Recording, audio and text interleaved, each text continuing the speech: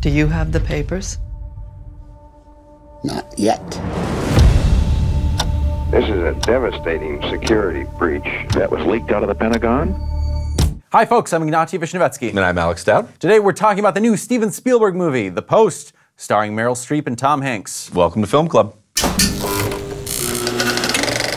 So there's one scene in The Post that I really like.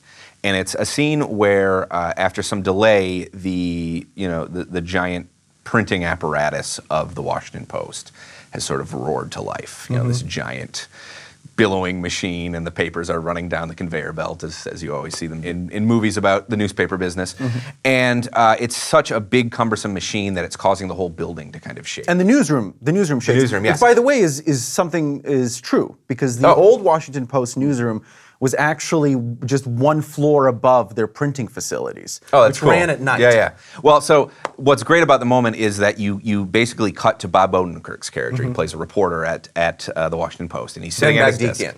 Yes, and he's sitting at his desk, and he looks up, and the light above his head is shaking. And I thought of the glass of water shaking in Jurassic Park, and I think that to Spielberg, the idea of a free press is as powerful as sort of as a dinosaur, you know? I mean, he sees the sort of power and might of the free press, and I think that's what The Post is all about. Well, there's something dinosaurian about the presses themselves. Yeah. They're so big, and some of the most striking images in this film, in a film that's actually quite stage-bound and stodgy by I think what you mean Spielberg's is some standard. of the only striking images Some of the in this only film. striking images in this film involve the technology of print journalism. There are things like linotype machines, the printing presses, pneumatic tubes, very old technology, kind of used to represent something almost mysterious and ominous about the press. Now, this film takes place mostly in mid-June of 1971, when the New York Times started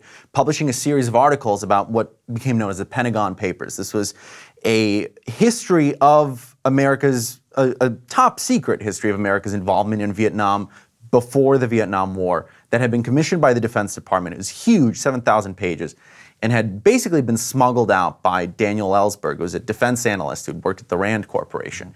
But this film doesn't take place at the New York Times, which is the more obvious center of the story. It takes place at the Washington Post. Yes. Which was at the time in the middle of its IPO, or was preparing for its IPO, and the Times received an injunction. Frankly, this setup probably takes a little too long to explain. I guess it takes a little bit too long to happen in the film. Yeah. You know, I mean, I think we're halfway through the movie before the sort of dramatic stakes have been established. I guess a crisis of ethics or conscience shouldn't need this much setup to be explained. But our main character here, one of the very, very few female protagonists in a Spielberg film, is Kay Graham, the Post's owner and publisher. She's played by Meryl Streep. And Tom Hanks, who's become kind of an important part of Spielberg's iconography, this is their 5th film together, plays Ben Bradley, her executive editor. It's the same role Jason Robards played in All the President's Men. He's kind of her conscience. Part of the problem with this movie for me, and one of the reasons that I think it really struggles to find a dramatic center, is that the sort of best it comes up with is this crisis of conscience that Streep's character is going through, essentially. And the whole thing is a setup for a decision we kind of can, even if you don't know the history, we can anticipate this character making. So we're watching a lot of wheel spinning, essentially waiting for a character to make the right choice. I think this movie is of a piece with Bridge of Spies, and also with Lincoln. These movies is sort of about the messy business of what makes America great, but also the sort of rolling up our sleeves and getting it done messiness of making America work. But the difference, I think, is that Bridge of Spies, for instance, has a much more convoluted narrative, right? I mean, it's a movie with like 4 different log lines that it just keeps switching, but it always has the principles of its main character to fall back on, and that's kind of what goes through to the end. And Lincoln has, it's verbally animated. It has these conflicts of personality, these hyper-verbal, very literary characters.